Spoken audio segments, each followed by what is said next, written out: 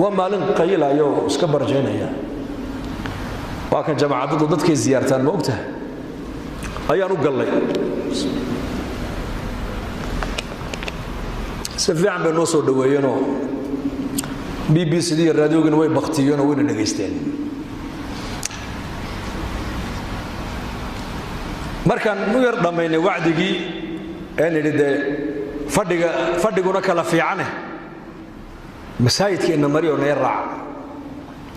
mid baa gacanta taago yidhi nabi maxamed calayhi salaatu wassalaam ilaahay baa soo diray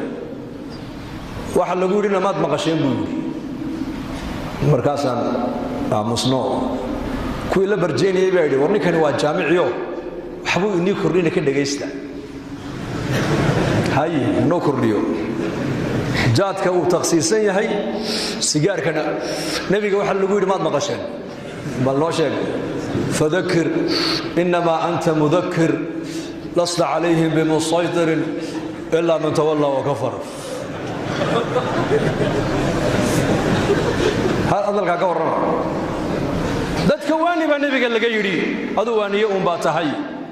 diinta dadka qasabka ka dhigaya ma tihin nabigii baa sidaa lagu yidhi waad noo sheegteene qasab ha nagaga dhigine iska socda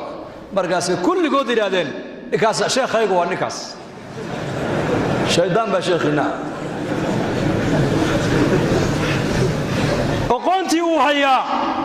laakiin taqwadii baa hoos u taal iimaankii baa daciifa annagoo jawlad bari soconna baa nin u tagnay soomaaliya oo la yidhi ninka waa soomaali waa nin meel fadhiyo khamri cabbaaya wadannada gaalada markaasaan u tagnayo asalaamu calaykum markaasaan calaykum assalaam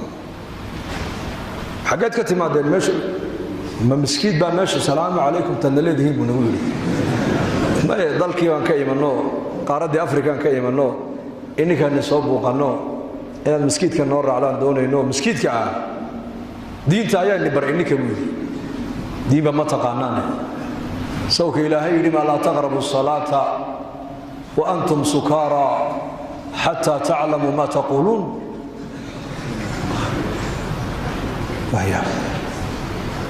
nin sakhraana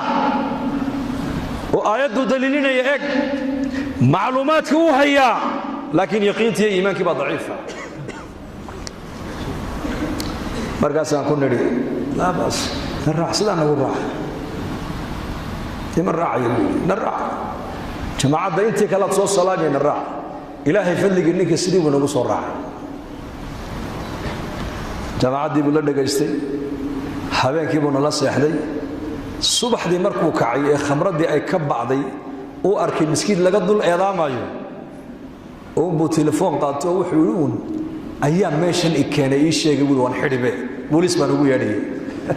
waddankan haddii booliis lagugu yeedho waa khalaas waa lagula tegi uun markaasaan idhi ar cidba kuumaydhi naga raalliha waa iska socow bas iska socow markii dambe raggii noo sheegeen waxay nagu yidhaahdeen